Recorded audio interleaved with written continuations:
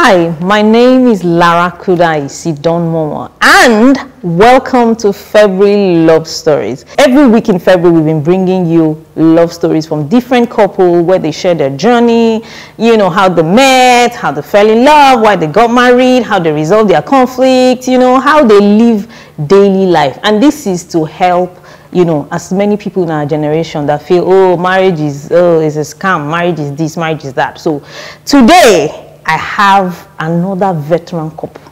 When you are hearing veteran, meaning that they have been doing this thing for years, and they have survived it. Because now there's something called surviving marriage in 2024. So guys, just sit back, relax, because you're going to hear truth today, deep truth, the myths of marriages and how they have been able to keep their love together for almost 21 years.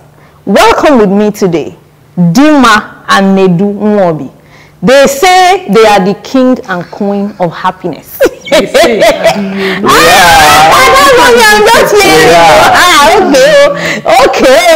They say I know that they are the king and queen of happiness. Welcome to February Love Stories. First of all, let's start with that king and queen of happiness. Where did that emanate from? Where did that start from?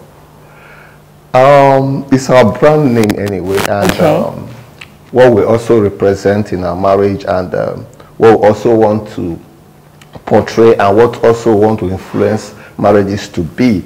And happiness is one thing that I think is very elusive for a lot of people, but it's something that irrespective of your pursuit in life, you want to be happy. Exactly. And this is what we actually represent, and so we think we need to crown ourselves as a king and queen of happiness. So you help to make people happy. Exactly. Our families to marriages. Help me. Help me to be happy, because sometimes I'm not happy. With this petrol price and everything, sometimes happiness eludes me, like you said. So help us today. So now let's start with the real issues while we are here. I don't know who to ask first. Mini, more. So how did you guys meet? First contact, bam. Organic. First contact. Yes. First contact will be something difficult to explain, because we actually met in church, in a youth fellowship, in Catholic Charismatic Renewal in the Catholic Church, serving the Lord under the same umbrella. So we didn't meet as people who were looking for partners to marry or people who want to date. We just saw ourselves under the same umbrella, serving, worshiping in various committees. So we say it's always funny. So she was first my sister. And under that umbrella, we are just doing the fellowship stuff. Yes. So you guys were doing fellowship together. So at what point did you materialize from sisterhood to datinghood? Well, like he said, there's no, like, our story is unique, if I put it that way. I can't say that there was a particular day on the 12th of February, so we decided to start dating. Like he said, we were in the same church, worshiping together, fellowshipping, and then it was just, how you notice that you have some things in common with someone. So it happened that I was in the teaching ministry. He was also in the teaching ministry. And for some reasons, when maybe there's an assignment to do and they assign both of us, you find that the person talks sense. Sense. Well, I'm not saying that other people don't talk sense, but what I mean is that relatable sense. You could deduce that there were some shared perspectives to life. And one particular story that made me begin to notice him even extra was we had the sister who got pregnant. And so the typical thing was everybody alienated from her, like, oh, you don't want to be associated with her, so that they will not label you the bad name and all of that. But I was someone who, she got pregnant, but she did not abort. And as much as she got pregnant outside wedlock in a youth gathering, we are all sinners of different kinds. So my sin may not be evident. And so one day I went to visit her. And then when I went to visit her, I saw that he came to visit her He was the only person in the midst of the fellowship that did not make her feel like shit or push her away. So I'm like, okay, this human being has some empathy and compassion like I do. Wow. And I don't know, we what? Like I thought no, there's no mark. Like somebody will say, how did he propose? We do no proposal. We were just friends. After fellowship, he would usually go, then was Tantalizers of our papa, to go and have dinner. Then I will escort him, he will have dinner, you drop me back home and all that. So one day that Tantalizers, so except that's where we'll say is the proposer, he was not like, oh, in our home, we'll do this. In my head, I'm like, your home. Who's home? And so we begin plan wedding. Oh, that lady. Now like that you they do. No, she's correct. But again, I'm a very reflective and deep thinker, and even in the course of the fellowship, I have also have different relationship, and I am somebody who had a list of what I'm looking for, actually a written list of what I'm looking for in marriage, and by having close conversations with her, I see that she's somebody who is very thoughtful, very reflective, and somebody who is futuristic in her thinking. And these are where I say that our values actually begin to align. So I was not just looking for somebody who is prayerful, somebody who is in fellowship. I was also looking for somebody who can build a future together. And I saw those qualities. And so that gravitated me towards her, and we now start having deeper, meaningful conversations. And so, you know, these conversations you keep having, and sometimes you're like, take it to the next step. But you know, we're always led by the Spirit.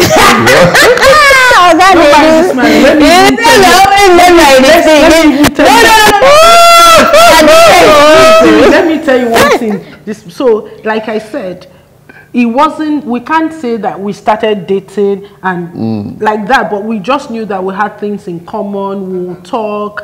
And then one time I was in school in University of Ilori, and he had I think a relative of his who was wedding, and so he decided to come for the wedding and then invited me. So I'm like, okay, let's be going. But let me tell you something.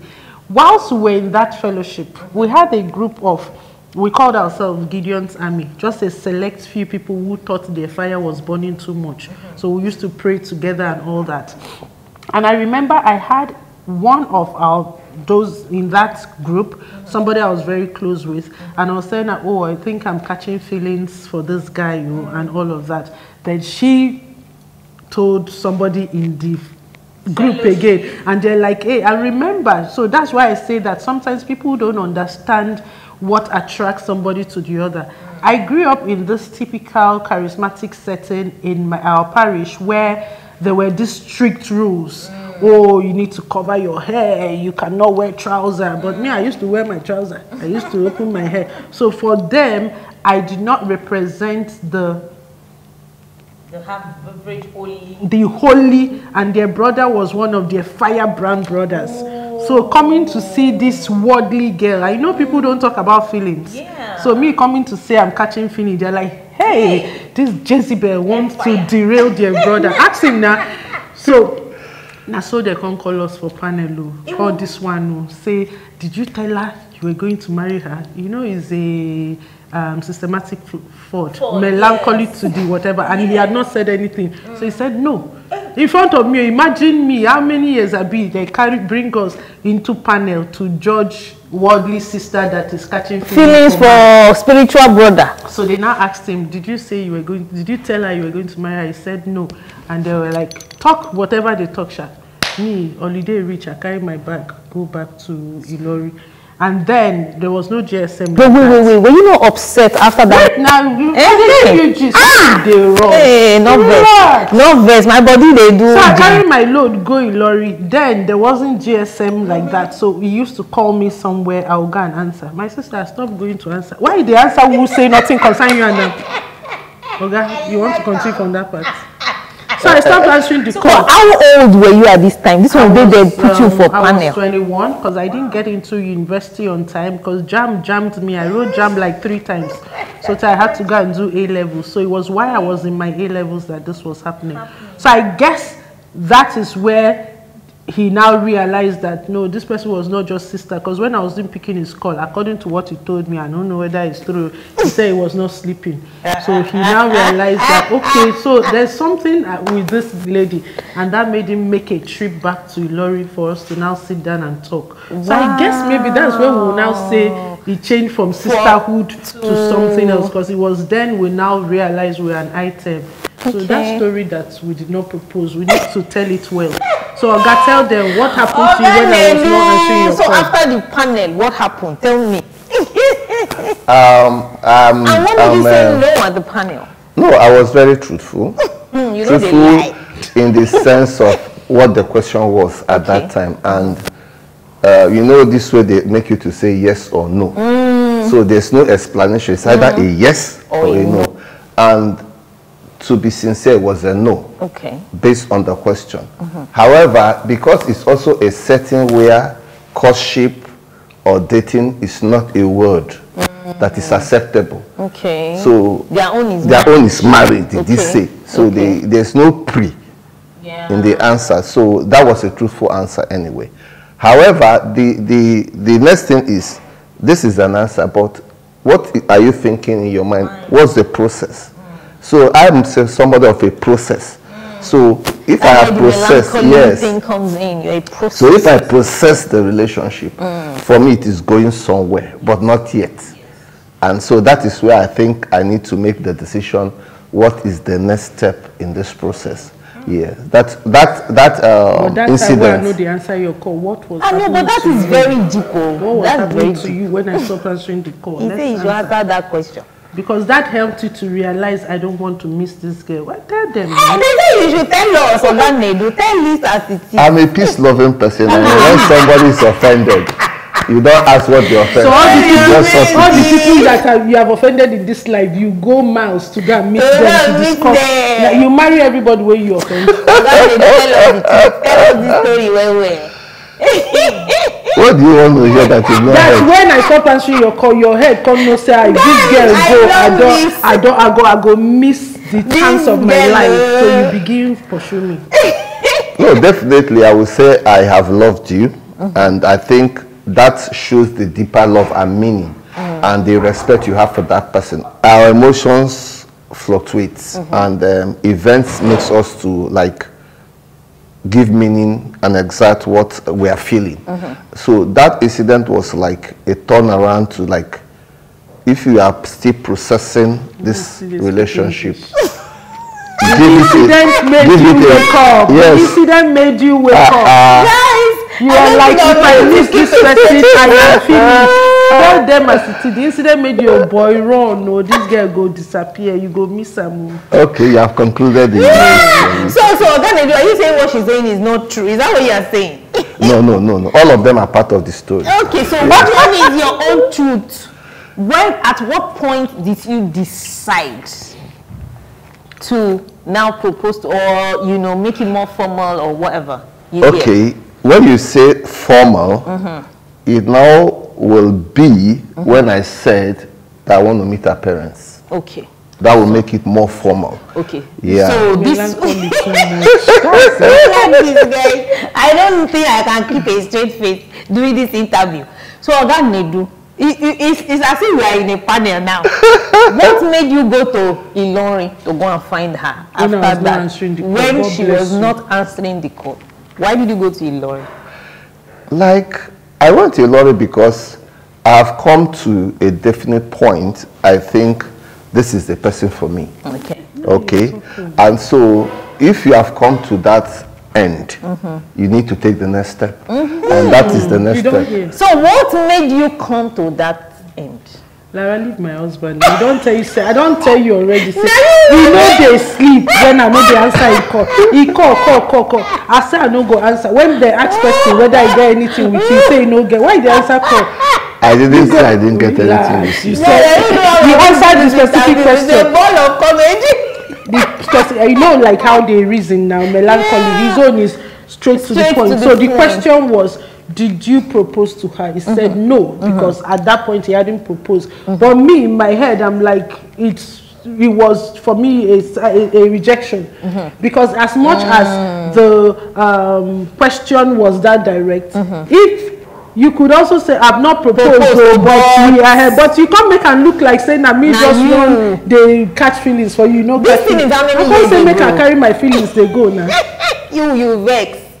No, I decided to oppose my. No, I'm a flag. No, you know, it's about. At that point, I felt that my dignity as a woman was at stake. How would I go call me first of all? They asked question. First of all, nothing concerned the panel in terms of whatever we were doing. Because we're adults. And secondly, I felt that you did not protect me. You did not, like, it felt like in he threw you under the bus. The man no lie you. So that's why I always tell people, when you are in relationship, always define the relationship. Because at that point, it's not like it was defined. So he didn't do anything bad per se. Yeah, but for me, I felt that, you know what, let's kukuma pack up this thing and everybody face your life if nothing is happening now. So it was me in the sense of my dignity and pride as a woman. Like, do you think I just Well, I need to ask you, immediately after the panel, you guys didn't have a word together, because I know myself.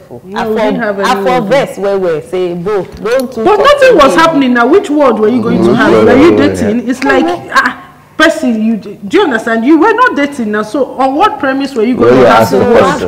There was no relationship. It was just define your relationship. Maybe these days, you know, these Gen Z people, we are vibing. That's what they say. They are having sex. So they say we're just vibing. Are you dating? No, we're not dating. We're just vibing. Friends with benefits. Hey, baby. So you now went to Ilorin. What did you tell her when you get to Ilorin? I think I can't actually remember the deep or the detail of the conversation.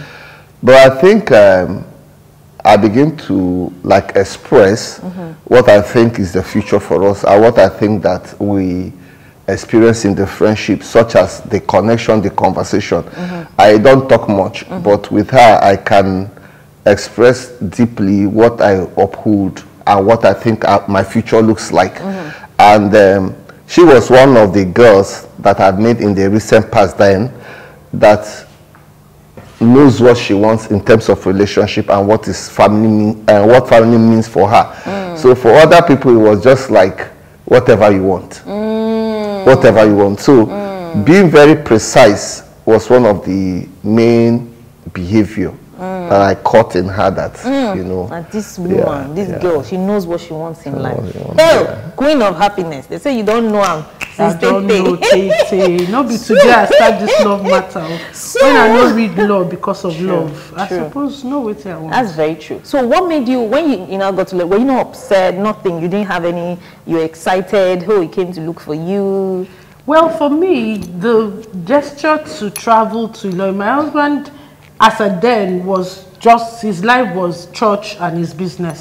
So for this man to leave that business and drive down to Ilorin, from Lagos, it was a serious something. So the fact that he came around meant that there was something for us to talk about. And I remember, I don't know the details of the conversation, but I remember that day after we went for your cousin's wedding or something, we hung out somewhere and we started to talk. He also shared like what happened, like he answered the question that was thrown at him. And then for my kind of person, I'm a flag, dependable truck, and one of my core strengths is forgiveness. I don't hold grudges. But that does not mean that I will be your doormat. But I'm open to reconciliation. So I'm not a fighter. So even the lady who supposedly leaked what I told her in trust, people expected that our relationship would end or whatever, but she was just being herself, honestly expressing what a friend. So I didn't hold it against her. She ended up being my chief bridesmaid. What? Because she was my friend. How can I change to a dependable? How can I change to a flag? Let me be forgiving. She didn't do it. It wasn't. She wasn't. Doing it. It wasn't from a bad place. It was just a conversation with another friend that, see these people, it's as if they are becoming an item. So she didn't do it with a bad intention, as much as the people she told it to took it out of context. So I didn't have anything to do. So now that you're talking about forgiveness, dependable trust, systematic fraud, guys, don't worry, don't get too deep. I'm still going to explain what all of that means.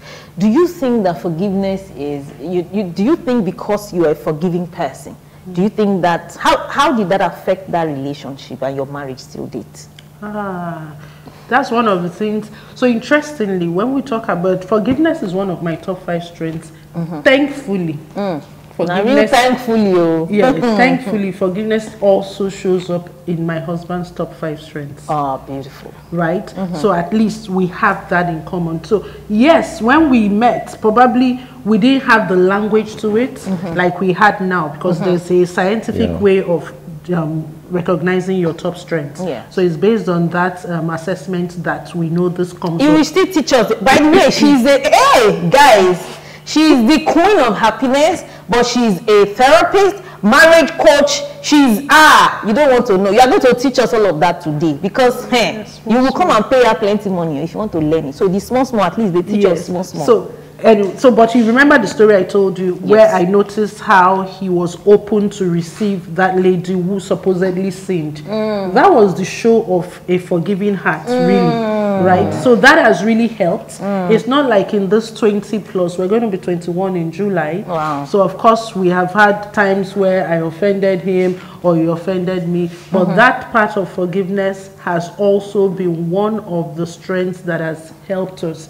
And some people will say, you say it's your top strength. It's not mine. Everybody can learn. Every skill is learnable. There is no way you are going to do life with a different human being, with different life exposure, life experiences, brought up in a different environment than you, that forgiveness is not needed.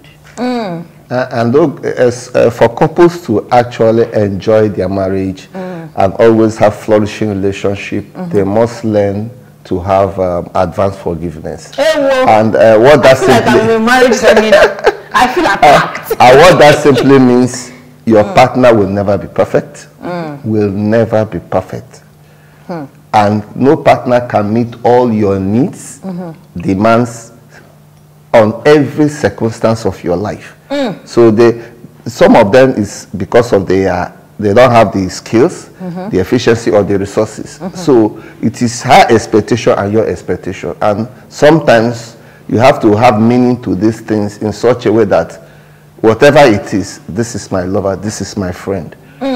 Unconditional love has to take over. Yes. Hell, Jesus. So, help us for this unconditional love. So let me ask you one question on that forgiveness, because some people I know in my course of work struggle with this a lot. You get. So somebody asked me, Lara, you say we should forgive. What about somebody that keeps doing the same thing over and over again? You understand? Keeps rubbing it on your face. You get. What do you do? How do you constantly, going on to forgive? Like how do I forgive him today, the same thing, tomorrow he rubs it on my face, I come back again, the same thing? How? So for me, I will do an assessment of that person and look at from where I think I've been offended by that person. Is it his strength or is it her weakness? Is it his strength or is it her weakness?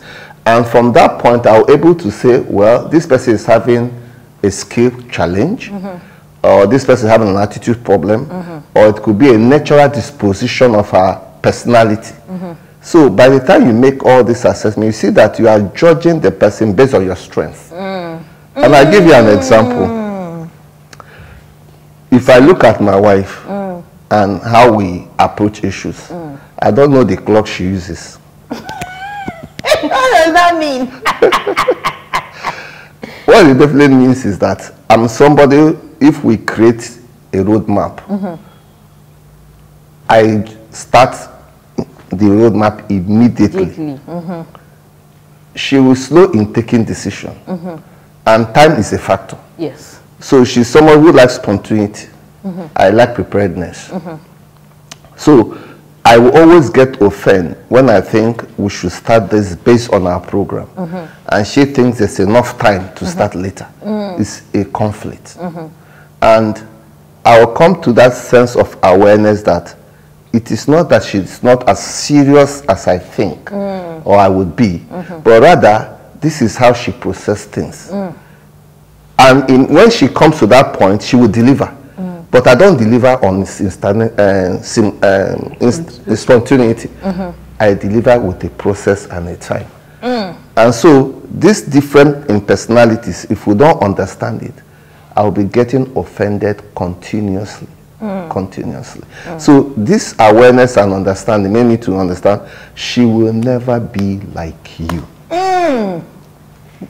She will never be like you. In fact, we should just end this thing here. She will never, and she can never be like you. Wow. So that acceptance allows me to say, okay, I will let her to be ready at her own time. And still this thing will work. And so this is one of the ways you can know that there are certain things that are your partner's weakness to you. That doesn't necessarily mean they are bad people. So you need to have to practice self-forgiveness, not because they are wrong, but because this is who they are, and you can't change anything about that. Yeah. Guys, rewind it and listen again, because this is deep. I'm telling you. Wow. When are you doing your couples boot camp again?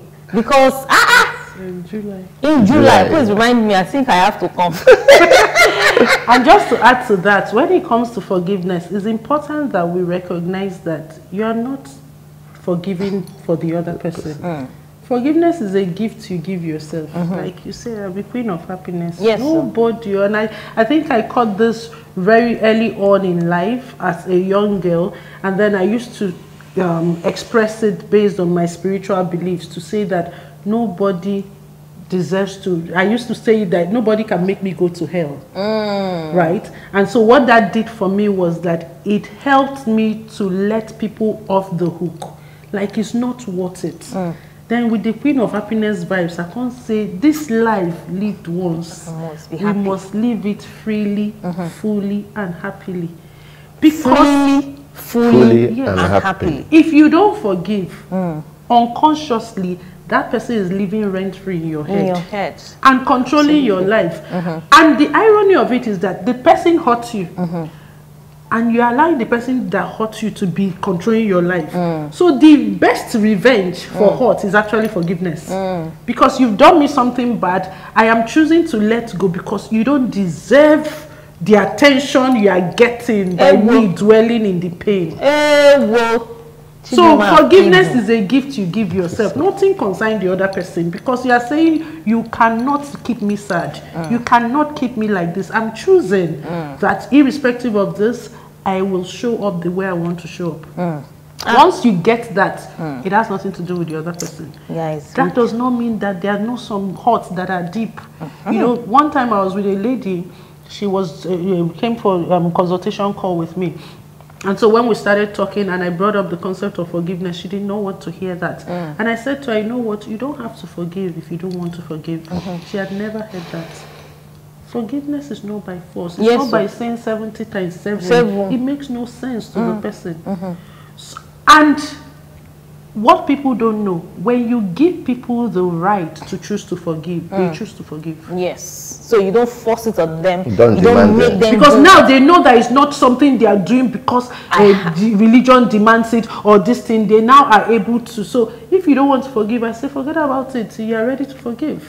But it does not mean, because what you said is the person keep doing it over and over. Forgiveness is not necessarily reconciliation. That is why in a marriage there must be boundaries. You can't keep doing one thing over and over to me and I keep forgiving you and you do it again. It's because we have not discussed boundaries. There are no cross here. What is okay and what is not okay. Oh, guys, you don't know what you are enjoying here. Because these people, they are very expensive to consult them. You are not getting this thing for free. We could talk about this all day long. Like, because, you know, now I was telling you off camera how marriage has become so difficult in this 2024. It's like, I beg. People be like, I beg, I don't want to hear them. And people are doing marriage in crazy ways. People are married, they're not living together. People are married, they're not having sex. People are married, they are just flatmates. People are married and they both have separate partners. It's crazy, you know. So, but now they are telling us how to have marriage in a sane way and how they have been able to do it for almost 21 years. So now, tell us about when you got married. In fact, how was the marriage? Like, you were already in the marriage process already. You get. So did you now say, let me go and meet your parents? Were you excited? What was that period like for both of you? It was more like moving on to the next stage, really, for me. And then, of course, like he did say, we were in the same church. That was the church my parents attend. So my parents knew him. And funny enough, so when he was saying, oh, I want to come and meet your parents, I was like, my younger sister, I'm sure she will laugh when she's watching this. Yes. I'm like, go and tell mom you. Then, till now, my father calls him Brother Tio, because that's what he's called in church. So that's the name that I stuck, right? So my sister now went and told my mother how that Brother Tio is coming with his people. Interestingly, when we were in that dating space, it's important to also recognize, and it's why it's good that people share their stories.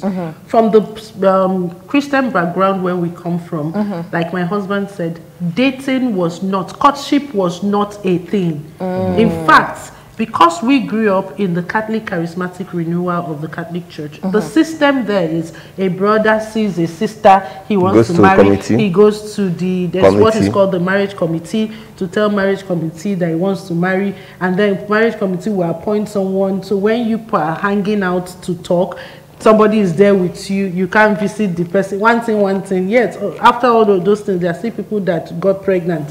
Do you understand? Of course. But we, with our level of exposure, knowledge, and all of that, we decided that we're going to court to get to know. Don't come and police us. Yeah.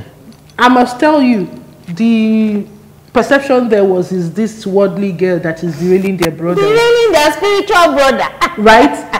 But then, over time, people are now like, oh, we kind of had a foresight that people did not have. Because even those who did the supposed Christian courtship and whatever, were having issues. They didn't get to know themselves. They didn't get to, you know, have communication. They didn't even get to be in the same space and see what would happen. So whatever, I want people to know that it doesn't matter what's happening in your environment. Know what you want, be learning, and all of that. So back to my story. Then, Pastor Bimbo Odukoya, blessed memory, we had all our tapes. Did she release any tape? And then remember, I was in school. So we'll buy 2 copies. I'll take mine. He will be here. When we call weekends, we're gisting. What did you learn? What did she say here? And I remember one day we went to Fountain of Life for one single and married program. And so we lost. Instead we were coming back home, instead of us to either turn in we climb up, begin head to K2. Now so we came back home. I used to go to those years. So my mother was like, where are you coming from? Where are you coming from? I said, we went to Single. Single, I'm married, kill you there. What, with who? With who? Is that your father? Is it? She used to say, who did you go with? I said, what are you doing there? You know, like for her, it's like there's no declared intention. Yes, so which one you go married together? You know. So when we now said, oh, they were coming, it's like, okay, all this Wakari people have finished Wakaring has finally led to something. Kukuma, come and do your thing. Let's move on. So it was like, it was seamless. My parents already knew him from church and all that. So it was just to do the formal stuff. It's not all that much question about what do you do, who are you, because he was visible in my life and in their own lives. Okay, so Ogani, let me ask you now. So did anybody at that time were telling you want to marry this worldly sister? You know, well, did anybody tell you that? And if the answer was yes, how did you navigate towards that? I think,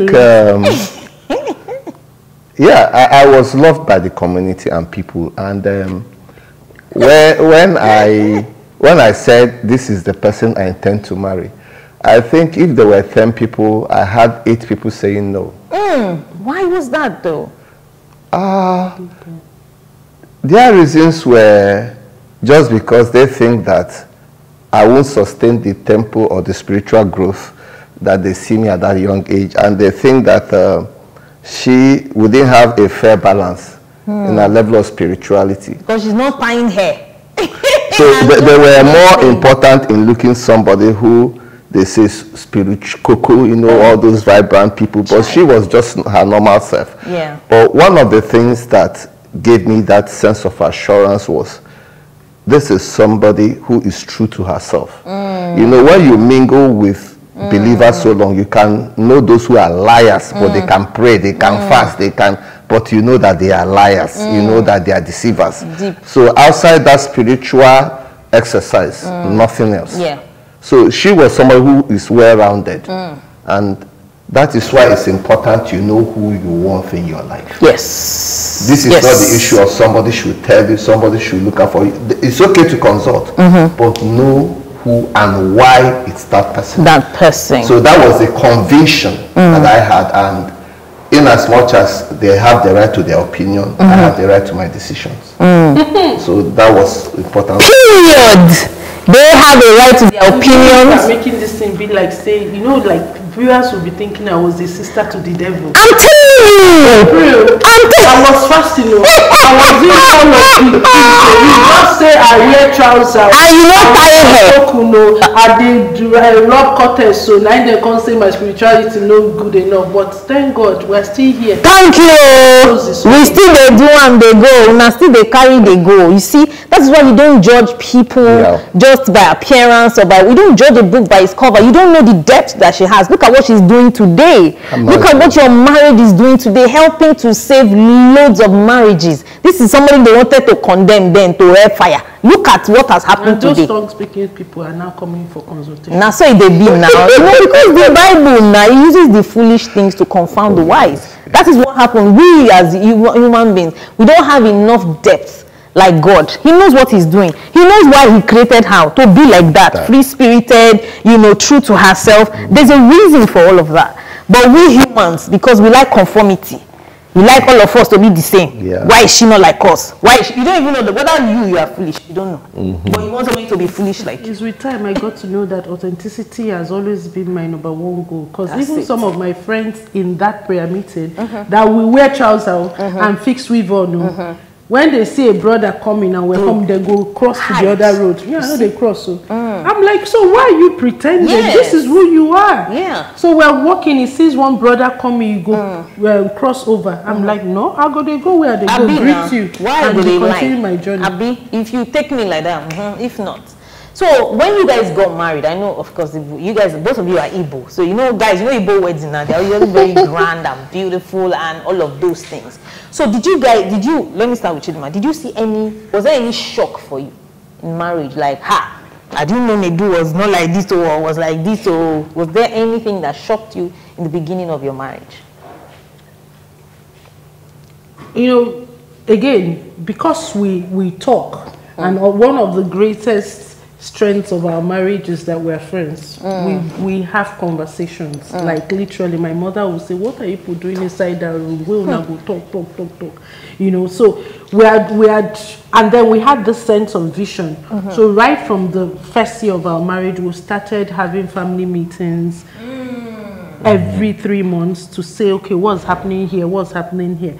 But I'll tell you, one of the shocks for me in the marriage was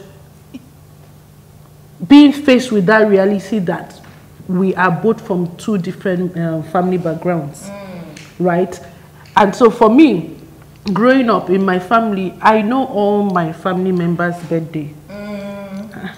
So you don't know, say when they born your papa, you don't know papa's birthday. When is your mother's birthday? I'm wondering, your brother's birthday. Like, that was a critical shock for me. I said, how can? I'm not saying you have to celebrate, but at least, you know. So that was the first shock. That was the major whatever for me. And then that sense of noticing that our family dynamics are different. Like, my family is a very mysterious family. Like, if we are here, you go know we dey here. They talk, we dey laugh. And then I got confused thinking, is it that they were not friendly in their family, but it took me to understand that's the way they are. Because his brother can come to our house, is in the room from morning till night. And only when he come out, say they. But my sister can be in my house and she go there for room. Now we go there parlor, they gist. Yeah. So I had to adjust to that, and he also had to adjust because we brought the noise to his life. I like that. He said she brought the noise to his house. So was the noise not too much for you at some point, even for her as a your own wife? Were you not feeling like this girl? Stop stressing me now. Like I said, I knew her family for I think probably 4 or 5 years before marrying her, and she doesn't know mine. Okay. Yeah, because her family is residing within the church, and they are also members of the church. Okay. And so there was not much surprise in terms of their conversation and how close-knit they are. It's something already I knew. And I've also visited them during those our relationship time, so I could figure out this is what you expect. However, there was no much surprise in that area of celebration and all those things. I witnessed a lot of them. So for me, it's the adjustment has to be like, okay, how do we blend? Yes. Because I was a very private person. How do we blend? And because, like we said, we had a lot of conversations and we talk a lot, especially when we do our planning. So we are able to see how the mixture was a good one for us. Okay, so without the kind of person she is, I would have a very dull life. Very, very dull life. Exactly, just getting things done. Yes, yes, exactly. So, and I would say that, okay, so we might also be people who are not having good marriage, but not non-expressive. So she brought that expression. She brought that vibe. She brought that idea of a life is about celebration too. So today you must celebrate this woman. I would say she's a lifesaver. To that extent, yeah. Because for me, everything is about work. I always see work as, I always look at there's something to be done. There's something to be done. So she was that breaker, like rest. Yes, enjoy. Rest, enjoy. Have fun. Have fun. Because now you guys have a lot of fun. No, I used to see them guys. They are doing exercise together. They are doing video. Oh yeah, they do it like this. Oh yeah, they are running, chasing each other. You guys have so much fun together, and I always admire that. When I see how do you keep that alive in your marriage? Like after all these years, how do you guys still? I know Chidima has this exuberance of excitement and fun and all of that, but some men are very stubborn. If you say another man, you say, "I beg you, leave me." So how do you guys still keep that fire burning in your marriage till now? I think it has to do with our vision. So we're lucky that a year or some months into our marriage, we already crafted our vision. What do we want to be? Who do we want to be? How do we want to show up in the world? How do we want to influence people? And so when we came together and said, this is our vision, we together submitted to that vision. That's deep. So the vision and the future is not about me, it's about us. And so there are certain characteristics that I didn't possess. But because we are creatures of habit, I have to adopt. I'm somebody, I'm so...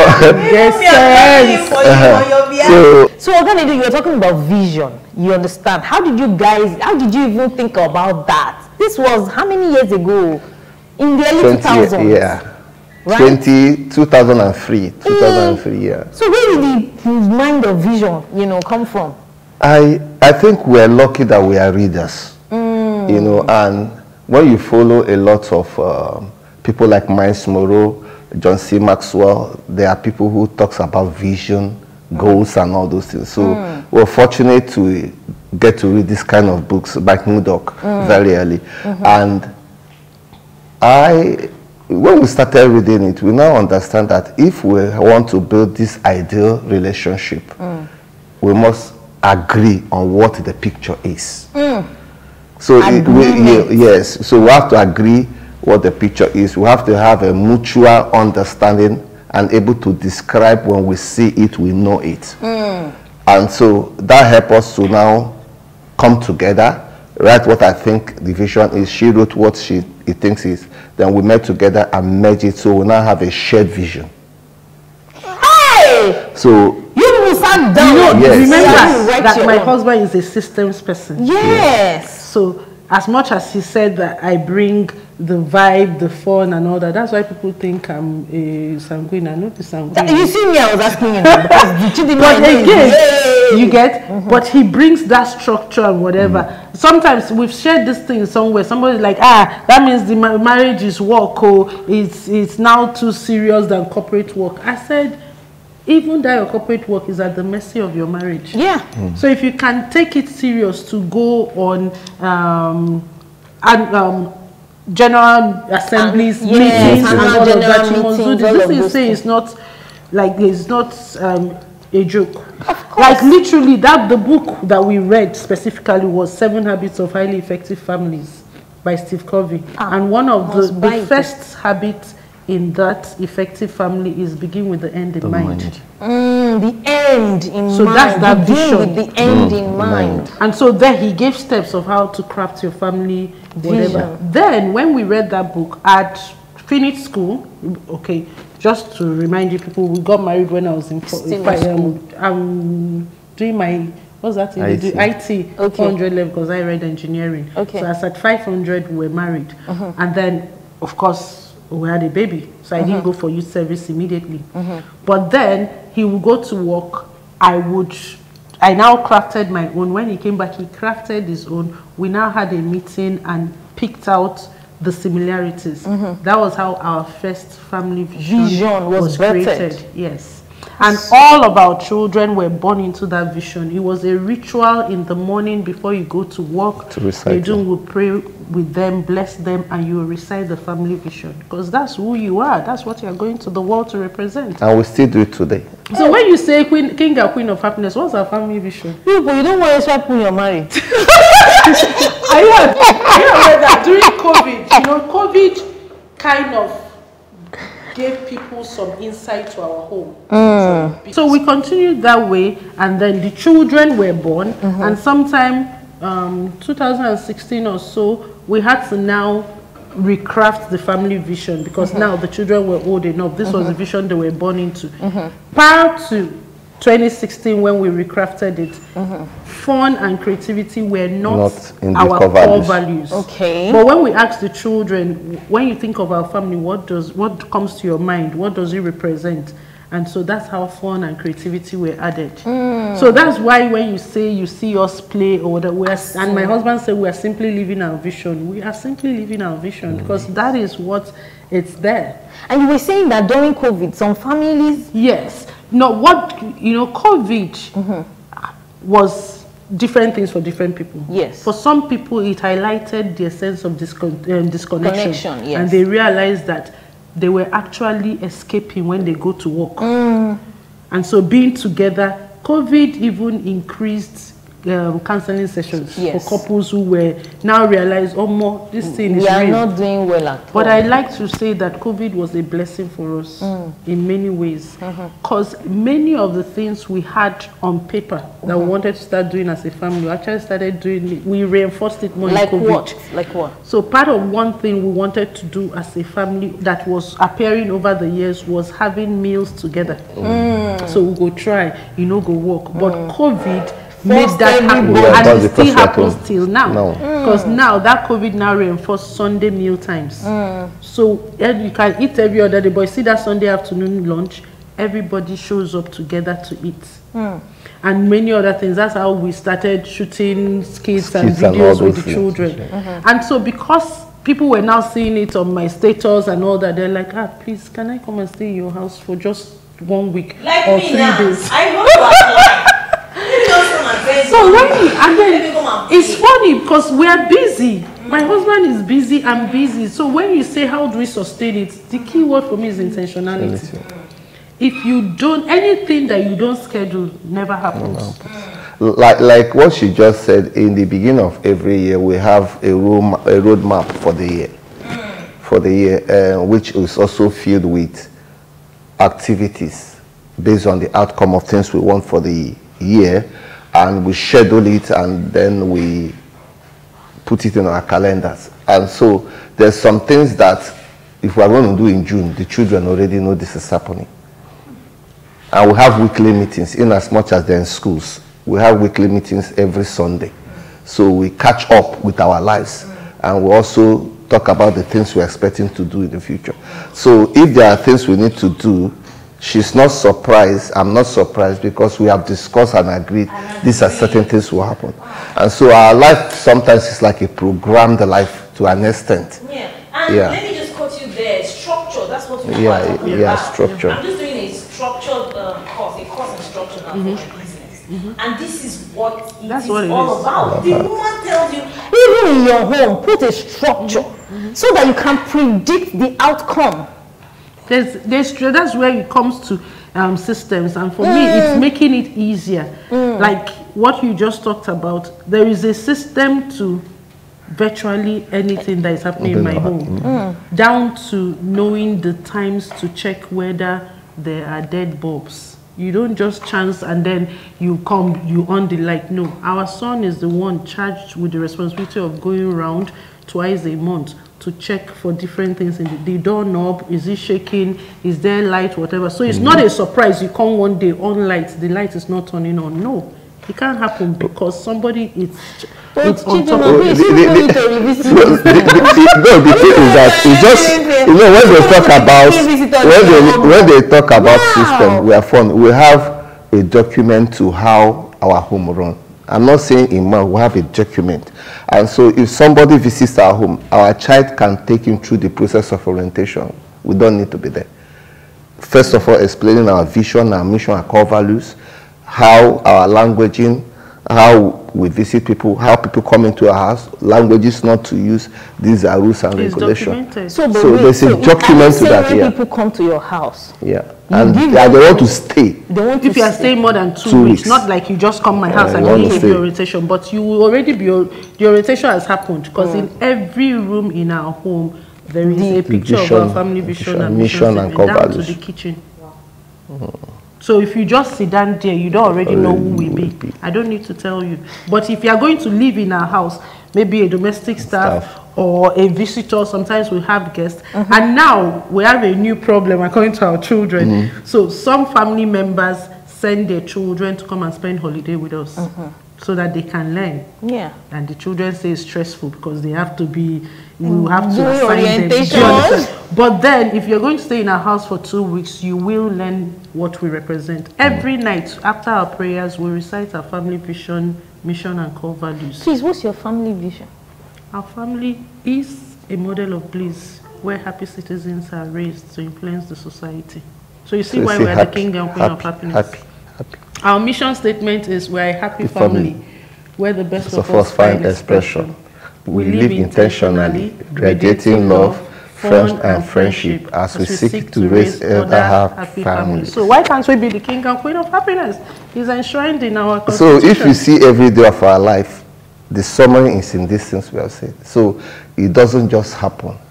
It's something that's on. And every family can achieve it. It's not rocket science. It just takes you taking one step after the other. So one of our best books, Happify Your Life. So you see everything around that vision and mission, everything around. So you see that we are king and queen of happiness. My head is blown. My mind is blown. My whole brain is blown. And the intentionality of the fun and play is that we, because of the kind of work we do, Thursdays are like our, I call it team managing day.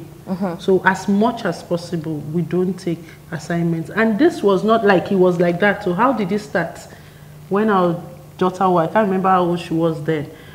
Pre-COVID, you know that marriage counselors and all of that, weekends are really busy. And one church or the other. So one Saturday, she now said, you people are never home on Saturdays anymore. Because one key thing is that we spend time together. Saturdays, if you're at home, everybody is exercising together. So we do things together. So she said, we're never home again. So we now looked at it. And remember, my husband did say we're infusers. One thing that gives us joy is living what we teach. And that has become reinforced because my husband will say to me, let's practice it first before we go and start telling people to practice it. So anything I'm telling you to practice at some level, even the tiniest level, I'm practicing it. I don't teach what I'm not doing if it relates to me. So when we started to talk about people creating their family systems guidebook, he said, no, let's create our own before you tell people to create. So that you know. So we now said, will we be going out and be teaching people how to do family? And then we're not at home with our families. Oh, wow. So that's when we stopped. Last weekend, Saturdays of the month, we don't take invitation. You go, maybe you won't pay me $1 million. I'll come beg my children. I beg, make her go collect. But that last Saturday must be spent at home with them. Otherwise, you're missing out. Are you still like that? Yeah, and one of the things you see people who are in the front stage promoting family life, you see that their family has a lot of problems because they didn't take time to look inward. So while they are busy outside making families happy, making family live their goals, their own is suffering. And sometimes you'll be amazed when you hear some certain news because the people out there are happy with what they are doing, but they fail to create that same experience for themselves. In their own house. So we want to be people who win in our own private life rather than the public life. So whatever we can't win privately, we'll put a hold on it until we get it right privately before we make it a public campaign. But seriously, you need to start considering this thing. Yeah. Considering what? To come and spend like 1 week in your house. I say our children voted against it. They voted against it. It was brought to family meeting. They say no, that it is going to give them stress because it's them that will be doing the work. And look at it. You listen to your children. We have to. You don't impose. Hey, come here. This is what you They will do. sabotage you. When you tell him stand up, he will reluctantly stand up. You self will get angry. Yeah. Wow. So because in family meetings that we'll have, you have the right to express yourself. And honestly, this started when? The family meetings of the children. They were born into the meeting. They were born into the meeting. So meaning that when they were maybe 4 years old, 5 years old, they could at least say, yeah, Mommy, I don't like they this. They start setting their goals. I think when they were 6, 7, 8, wow, they started setting their goals. So they have books of where they started setting their goals early. So that's why system and formation is something people who intend to marry must ensure they create. You may not have the whole picture. You know, things change, but fundamentally have a starting point. Then as you know, as you learn, you begin to adjust, but know why and where you are going is very, very important. Know why. And carry each other along. Please speak more on that. What do you mean by carry each other along? Because you know we are in an African society where there's this misconception that is the man that has the vision for the family. The woman is not visionless. So both of you are human beings created in the image and likeness of God. So there's something I bring, there's something you bring. If I feel that I have a sense of belonging to what we share, I will be more committed to it. So that's why when people bring this issue of submission, I said submission is a fivefold dimension.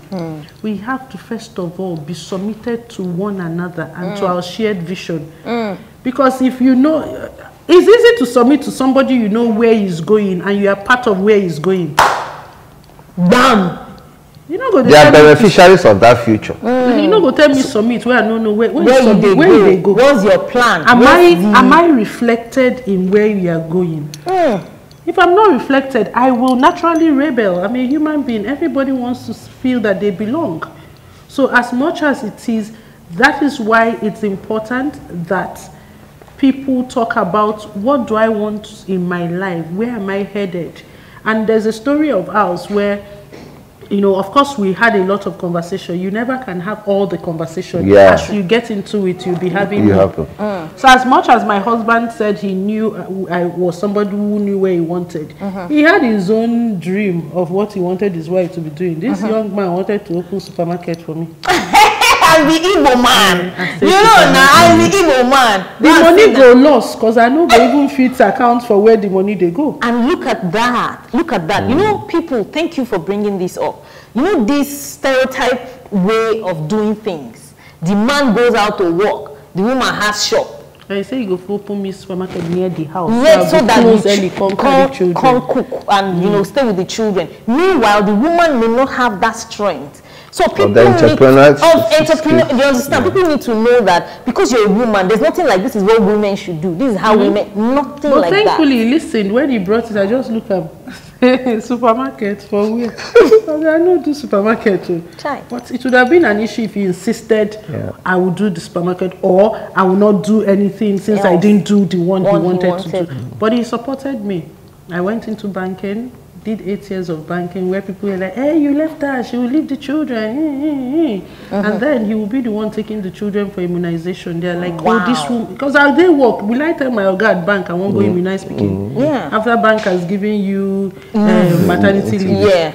But thankfully, he was into business. I think that is where the flexibility comes in, the role play thing, where there's nothing like this is the man. The man has to be, now woman, they carry pikin, go hospital. Now me go, no, you can't do that. So how did you get that, Oga? Because, you know, because this is the African country, an African country where that is the man that like that. Is my father that used to go to the farm. So you, the woman, this is what you should do. So where did you get that flexibility from? I think, first of all, I look at the defenders of this system, and I saw they didn't represent what I want. I like so this man. How can I copy what doesn't make sense to me? You know, so you are teaching me what doesn't align with what I want. So you are the wrong person to model that to me. So respectfully, I need to say, how will this future work? And that's where I say, doing a lot of reading. So I did a lot of work on me before getting married. Because, like I said, I had a book where I wrote the kind of father I wanted to be. You know, one day I showed it to my children, I think 4 years ago, they were like, what? I had a book where I wrote the kind of husband I wanted to be. So I was so detailed to that. And so when my character then did not align with that future person, I now knew I needed to work on some certain characteristics and habits. So for me, that was the change agent and process. And so if I want to raise a kind of family, I need to be the person that can do that. So that's where the change process started. And like I said, I did a lot of reading and learning. So adjusting to those things wasn't a problem. So when some things happen, even in the course of our relationship, I'll always say, what's the big picture? What's the big picture? What's the big picture? Okay, so you don't focus on the ego of that minute. Ego will not pay you when you are disaligned with your vision now. Ego will not pay you. So today, some men think I am too soft. I am too gentle. Some will say it's Dema is running the whole show. And I'll be laughing. So how do you feel about that? We laugh because we're already used to it now. Somebody in my estate will say, like maybe when they're going to leave this man, leave your husband, let him be coming out and follow the boys. I said, oh God, am I holding him? Abby? My sister, I'm innocent too, but I don't know why they're always throwing arrows at me. Yes, that the man can stay indoors for 1 year. But for some reason, it looks like I'm the one keeping him indoors. But he's an introverted indoor person. It has nothing to do with me. Even if I'm not in the picture, it's still don't mind them. That is still the thing that brings us to this conversation where anything that happens to a man after he has married, they go say na the woman. And that is so wrong. Look at somebody that you are saying that is very introverted, doesn't like to go out, but they will say, madam, why are you even some of these are videos you are talking about, they will say, Dima, you are dragging Oganedum. I say, if only you live in this house. Now this man, they drag me now, but nobody believes it. Somebody saw the video where we were dancing under the rain. See the things you make this man do. I say, I did my own. It was like it's raining, more go dance. They say it's a lie. But see him, Oga confess, who brought the rain? So people were dancing in the rain. I've not seen that video. Have you seen it? See, those are the kind You of see, things I what she said is that, you know, we said every partner has a strength he brings to the union. Yes. You know, so in our family core values have creativity. And that means thinking out to do something fun, you know, with the children. So even I'm not the one that will come to do the blah, blah, blah, blah. I can say, this is what I think we will do. Should do. So what does she do? She does the more of the fine-tuning. Yeah, she executes it. She does more of the fine-tuning, but I do sometimes more of the ideas. And you know, sometimes those who have ideas may not be the people who will push the ideas. Yes. So there's a complementary role we play for both of us. And so that's how those things. So sometimes they'll say, she's the one that said this. No. When we sit to create our thing, everybody contributes. But she may now be the person who maybe is the outgoing or the speaker or those things. They say, she forced it on anybody. No, you can't force me to come there now. A man like this, you carry him. It can't happen. So, okay, so this question I must ask. Is it that you don't quarrel at all? Every day, smile, oh my love, oh my wife. Is that how you put no quarrel anymore? This question happened. I've had this question so many times. And one of them was one of our apprentices. We live with apprentice and in-house staff. After 5 years living with us, and he's about to let go, he said, I've been watching you people since I came, even secretly, even when I come to clean your room. I've not seen you people quarrel. Does it mean you people never quarrel? Our children also ask that kind of questions. And do we quarrel or do we have disagreements every day? Every day, even in the small things, even in the big thing. But the good thing is about when you are so matured in relationship, and you are having so much skill, you know that you can make conversations around the things you disagree friendly, calmly, and respectfully. That's the difference. That is the difference. We have things we don't agree on. We have things that are for different preference and priorities. But can we even listen to one another and say, okay, this works, this doesn't work, this can be postponed, this can wait. It's as simple as that. And I think one thing, in addition to what my husband said, that's why I always ask couples, you don't have to be great friends when you get married. But you see, the act of friendship is something you must cultivate in marriage. When a friend annoys you, you can easily let go than somebody where you they vex for annoy you. So friendship helps to melt grievances. Friendship helps to let things go, right? And also it's important that when, like I say to people, when you ask me what is the #1 ingredient to a flourishing marriage, as far as I am concerned in my relationship, is learning and growing together. Nothing trumps that.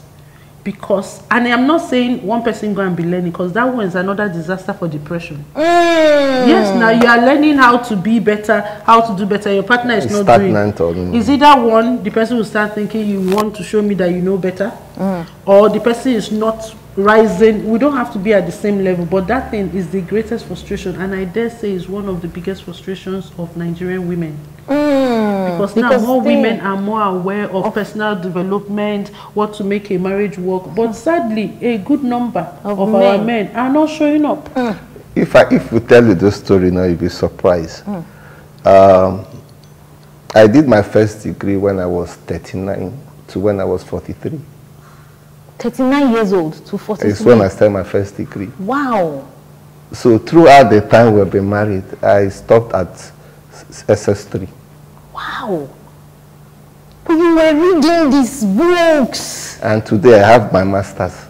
Oh, God. So when we say growing together, people think I speak this way because I was into an institution for a long time. For a long time. No. So it was that growing together that gave that confidence that we can talk, we can appear to speak on platforms, we can do this together. So it wasn't because I had it earlier. I wasn't opportune to have tertiary institution, but I was growing, I was reading. And so when the opportunity came, I went for it.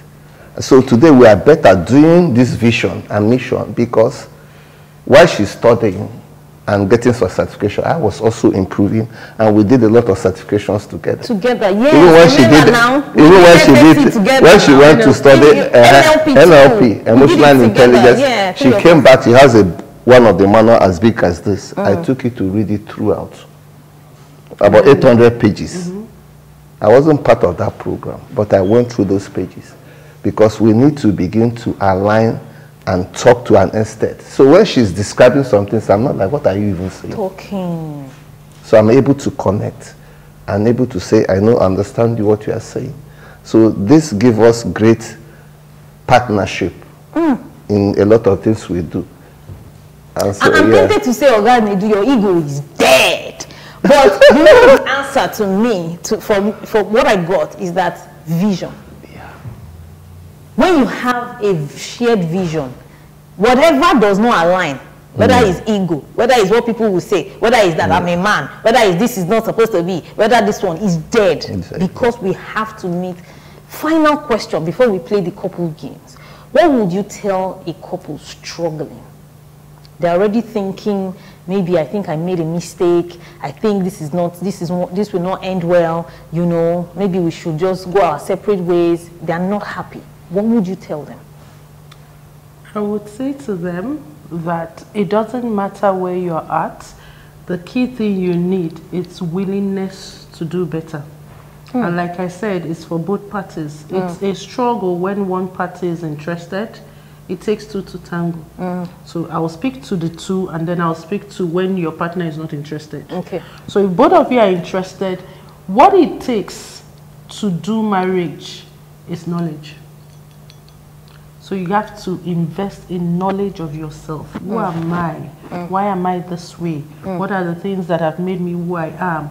Are they habits that I have that are not empowering, that are not serving the relationship? What do I need to do to let go of them? What new habits do I need to learn? Because many people come into marriage broken, and so they would act out their trauma in marriage. Yes. And so if you're not healed, it's going to reflect. Then the knowledge of your partner. Who is this person that I'm doing life with? Why is he this way? Why does he act this way? What has formed him? Because you can't marry yourself. Yes. So as you're learning about yourself, you need to also learn about your partner. Then both of you would have to now learn, how can we do life together? Because Mr. A and Mrs. A may not be good together, but Mr. A can be good with Mrs. B. Yes. So it's about what is that thing that makes us who we are. So you have to begin to look at what's our common purpose. Like my husband keeps saying, the big picture, the big picture. What's the big picture for both of you? Arrive at it. What are the things that have been swept under the carpet? Talk about it. If you can't talk about it like to a definite point on your own because the pain is so deep and somebody will get defensive and all that, get a neutral third party to mediate and help you run through it. Then, irrespective of where you are coming from, the thing is, where do you want to go? So craft, don't even go far in this 10 years, 20 years.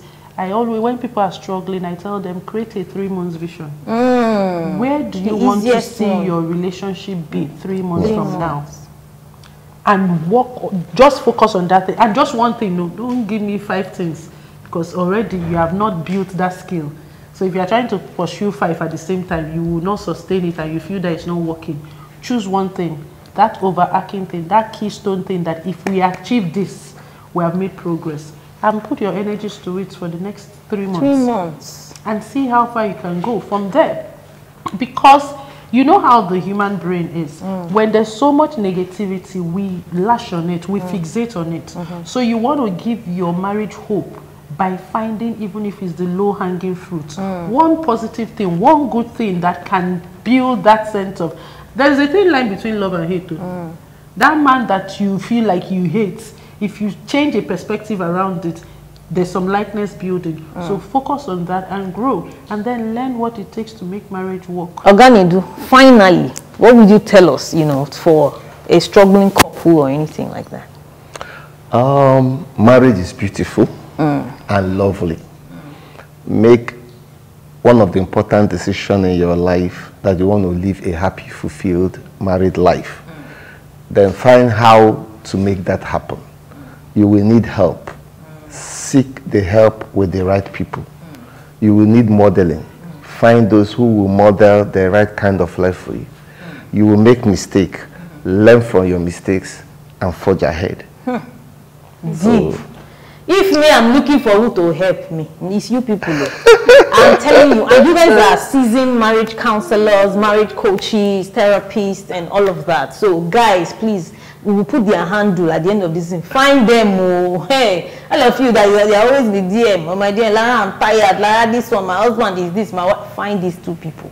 You heard everything they have said. So, guys, we go to the games now, the couples game. I'm so excited for this part. This is the part, you know. So, I'm going to be asking you a question. You're going to my side you're going to write it in big so that you show it to the camera and all of that. So, I know you guys have 4 children, right? Okay. What time was your first child born? Time on that day. I like this one. No, think can be time. Okay. If you can't remember the time, what day? But look, remember the time, day and time. Okay. Write it big. Hey. I'm not say yeah. I already know who go fail them. Let me see who is going to pass it, who is going to fail it, who is going to man. Who's done? Day. Hey. Jesus. Write it very big, so that the camera will see it. I'm excited about this one. I'm not good to memories of I'm not good to speak English. It's not as if the day of the week. Yes, the day of the week and the time. The day of the week you born your first kid. Hey. When I don't know the day of my own.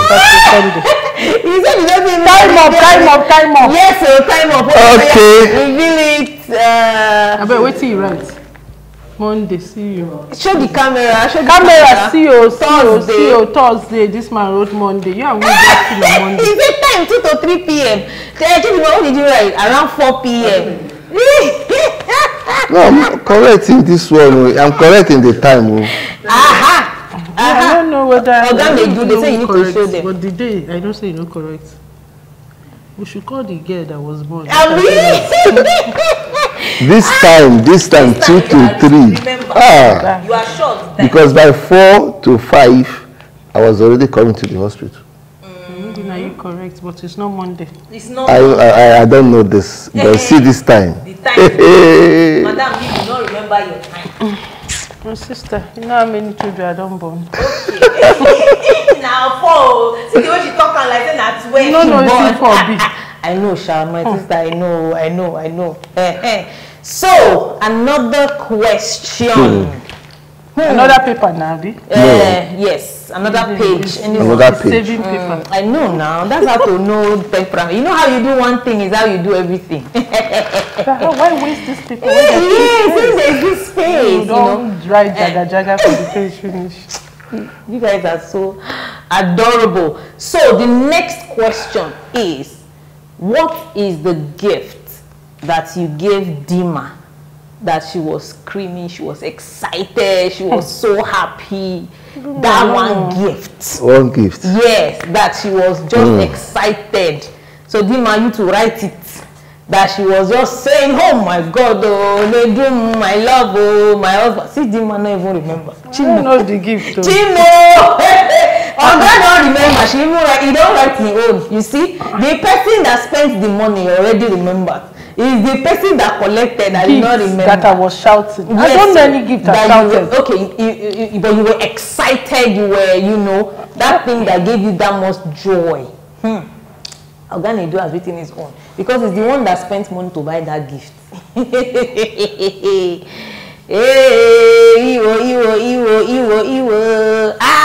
is still writing, no, meaning that it's very plenty. Me, I don't know the gift. I just write my own. Let us see Dima's own first. Dima, what did you write? Me, I cannot see you. My first brand new car. Oh, red brand new Hyundai. Yes, now. So I shout that day. Show it to the guy.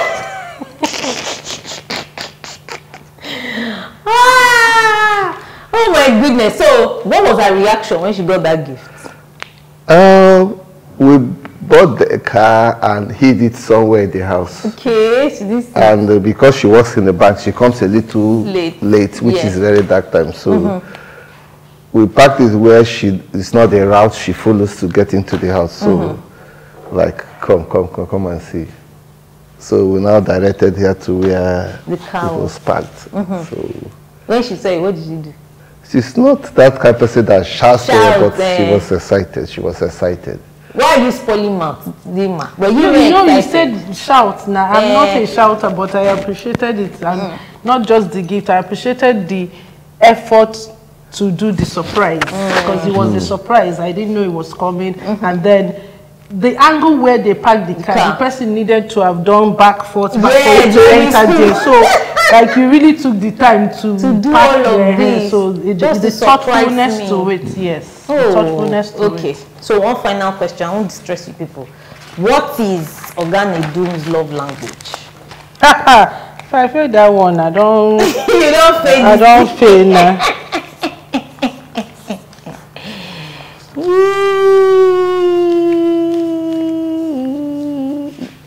It's just one word. The man don't write down. I don't even see him for here. Oh yeah, show the camera. Let us see. Act of service. Wow. So how do you do that? What kind of act gets him excited, Dima? Sister, they try. You know easy, but no, it's just like, and then of course merging with his temperament. Oganedum, you're going to face her and tell her something from the depth of your heart. You understand? Okay. You know, because we're in the season of love. And then she's going to do that to tell you. We've had different reactions from different couples with this thing. So somebody even busted out crying. So so who is going first? So you first. Okay. One thing from the depth of your heart. Dima, I have always loved you and I'll continue loving you. You have been my great and best friend, and you have made this world a better place for me. I always cherish every moment we spend together, and I wish we grow old together, basking in love, happiness, ever more than we ever have imagined. I love you, Dima Mubi.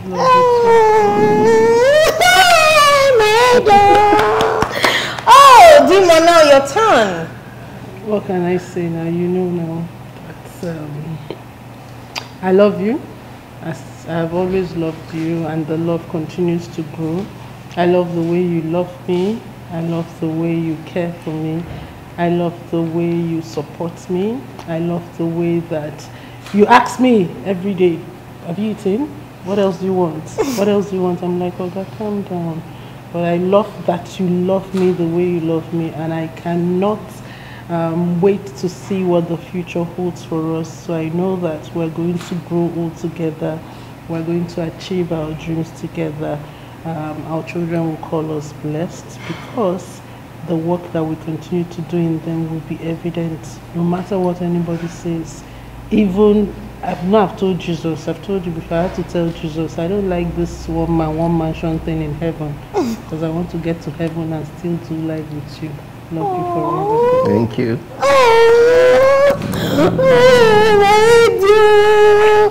Oh, that was so sweet. That was so sweet. The guy, you see, find your person. Your person. Marriage is good. What is missing is that we don't find our own person. Or when we even find our person, we are not ready to do the work. Yeah. So, thank you so much for coming. Thank you so much. Thank you so much for helping to sanitize marriage. You understand? For bringing, because you may not know what you're doing. I know what you're doing. You are helping to heal what is pain to people. Thank you for doing marriage right. God bless you. A pleasure. Yeah. So it has been a beautiful, beautiful, beautiful session with both of you. Thank you so much for coming. I have learned so much from this session. I've learned the power of vision, you know, aligned values, core values, you know, the fact that it's a big picture thing. Yeah. So everything, there's nothing like me. If it's a big picture thing, it's about both of us. It's about everyone aligning towards that big picture ambition. See, after this thing, me and my husband, we have plenty talk to have. After, please take it easy with Mr. We just so that when they call us to in 20 years time, we too will be talking like this. You understand? That's the essence of this conversation, guys. You have heard everything. First of all, please find these people. Go and pay. You people, you're about to get married, you're already married, go and look for them. I'll make sure I put their handles, you know, in this conversation. Make sure you follow them, make sure you reach out to them, because what they have is phenomenal. I know what I'm talking about. This is my own field too, my industry. A lot of married people are sad and unhappy and wish that they did not get married. I'm being honest with you. So hearing marriage described this way, for me, it's hope. It's the fact that it can be done. It is possible to live happily in love and marriage. You understand? Like their vision, I say their vision, but a long way. You get it? So guys, thank you for joining me on February Love Stories. Till I come your way again, it's still Lara Kuda Isi Don Momo. Catch you later. Bye for now.